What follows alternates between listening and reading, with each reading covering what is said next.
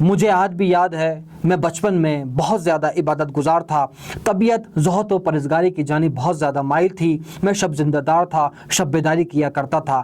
ایک رات اپنے والد محترم، والد بزرگوار کے ساتھ عبادت کر رہا تھا، اور ہم دونوں رات میں اس قدر عبادت الہی میں مصروف و محو ہو چکے تھے کہ ایک دقیقے اور ثانیے اور لمحے کے لیے بھی ہم لوگ کی آنکھ نہ جھپکی۔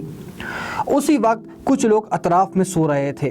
میں نے کہا کہ ان لوگوں کو بالکل توفیق نہیں کہ اٹھ کر 2 رکعت نماز ہی پڑھ لیں، یہ تو ایسے سو رہے ہیں جیسے مردے، یہ تو ایسے سو رہے ہیں جیسے مر چکے ہوں، یہ تو ایسے سو رہے ہیں جیسے کہ ان کے بدن سے ان کی روح کو جدا کر دیا گیا ہو اور صرف یہ جسد خاکی پڑا ہو۔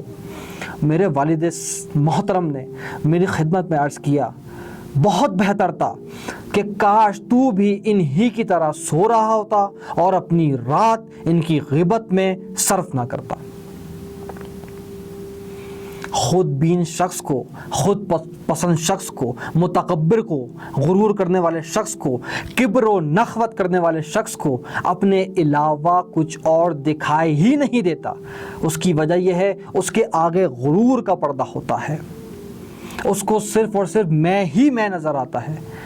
اے بیٹا، اگر پروردگار عالم تجھے بھی چشم بینا دے، تجھے بھی نگاہ بصیرت دے، اور جب تو اس نگاہ بصیرت سے جو کہ پروردگار عالم تجھے عطا کرے اس جہان کو دیکھے، تو اپنے سے زیادہ عاجز کسی کو نہ پائے۔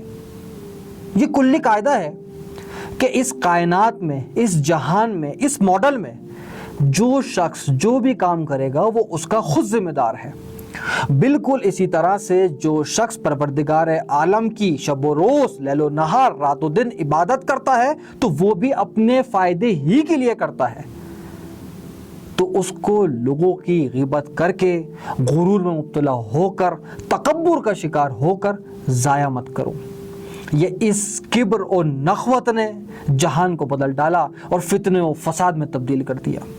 انسان کی فلاح انکساری اور خاکساری ہی میں ہے، تو بیٹا خاکساری اختیار کرو، انکساری اختیار کرو، کیونکہ انسان کی فلاح عاجزی اور انکساری ہی میں ہے، نہ کہ غرور و تکبر و کبر و نخوت میں۔